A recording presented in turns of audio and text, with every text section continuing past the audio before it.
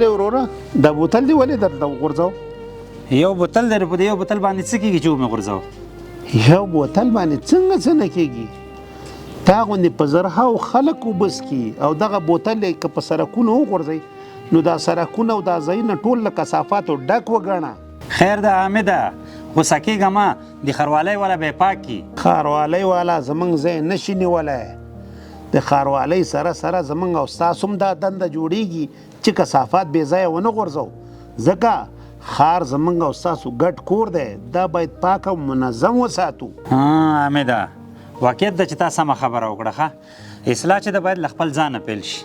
دغسې آفرین. نو حامد جانه دلته خو کثافهدانۍ هم نشته، زه مجبور یم چې دغه بوتل تر کثافهدانۍ ورسوم. قربان دې شم، ډېره مننه ډېره مننه.